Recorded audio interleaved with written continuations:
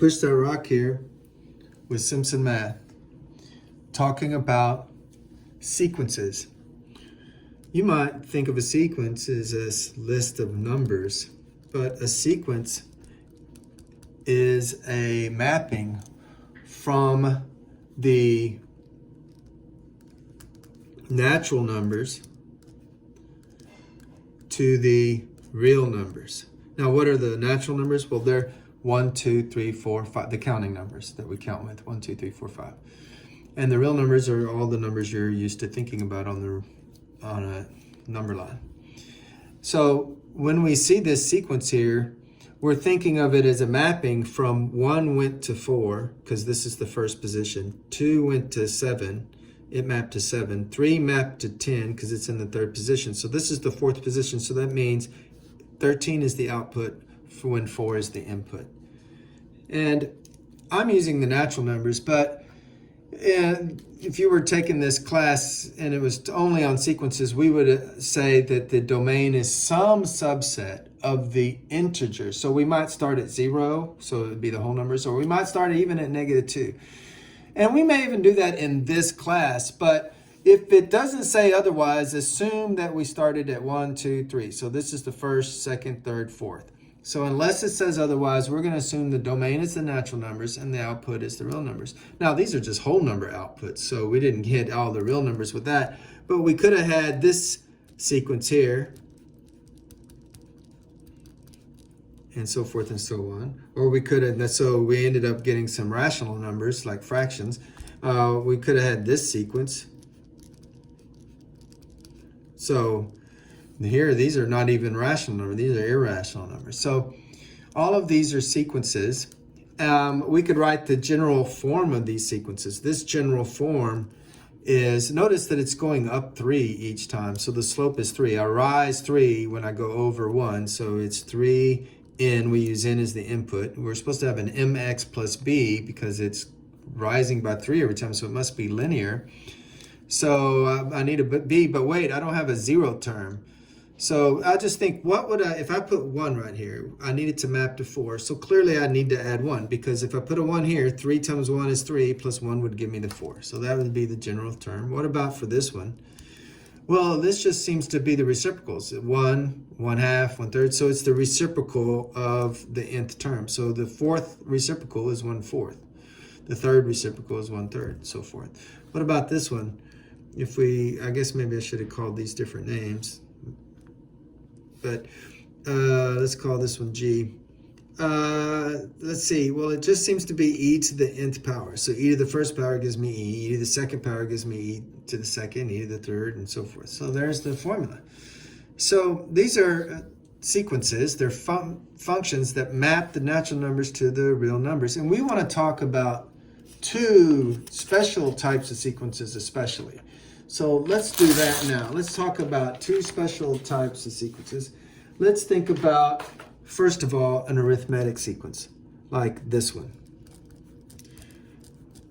This is called an arithmetic sequence.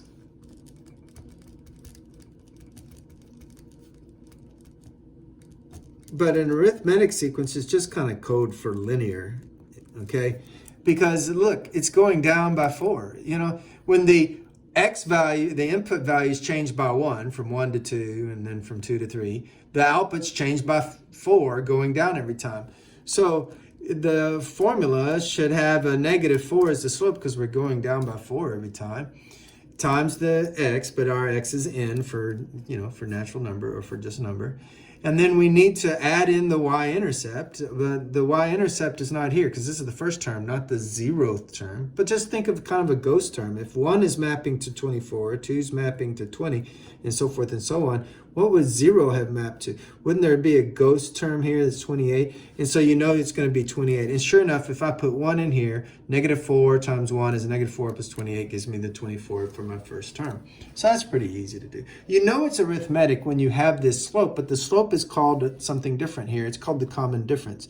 If I go 20 minus the number that came before it, so 20 minus the number before it, I get -4. 16 minus 20, So 16 minus the number that came before it, -4. 12 minus 16, well, okay, we've established it. It's -4. And this is called the common difference.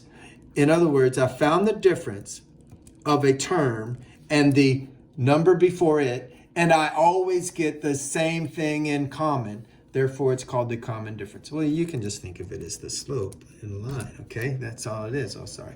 So it's not anything really new, except that if we were to graph this, you know, it would be just discrete points. So 1, 2, and 3, and we'll put a zigzag here and say this is 24. So at 1, it's 24. At 2, this one's going down, so I should have put 24 up there. But if I go down 4, okay, let's redo this. Let's put some values on here and say this is 24. So if this is 24, and then 2 would be 20, and then 3 would be, if I'm going down by 4s here, then 3 would be 16. You don't connect the dots. That was the point I was trying to make when I flubbed all this up down here. Is that where the graph is just going to be discrete dots because there's no continuity here because I'm not putting in inputs, okay? Not that the graph's all that important. Okay, let's talk about another type of function called geometric sequences. When you hear the word geometric sequence, you can really just think of exponential, okay? But it's discrete, okay? So an example of this would be something like, what if I had 64 and then 32, then 16, then 8, and then 4, and then so forth and so on. Now, notice, last time I got a common difference, but this time we're not adding to get the next number. Like last time, in this last example, we were adding. We added -4 to get 20, added -4 to get 16, and so forth. But that's not happening. Now we're multiplying by half. 64 by half is 32. 32 by half is 16. So what we're looking for is a common ratio. So if I go 32 divided by the guy before it, that'll be a half. And 16 divided by the term before it is a half. And 8 divided by the term before that is a half. And 4 divided by the term before that is a half. So notice, every time I get this ratio, every time I get the ratio of a term divided by the one before it, I always get the same number in common. That's called the common ratio, but you can just think of it as the base. Now, how would we write the general term for this geometric sequence? Well, it's clearly got 1/2 as the base because you're going to be multiplying by half each time. And so it's going to be raised to power. If I raise it to the first power, well, I multiply by half. If I raise it to the second, well, I'll be multiplying by a fourth. So I'm going to multiply by something. But what do you put out here? If I put 64 and I put 1 in, that doesn't work.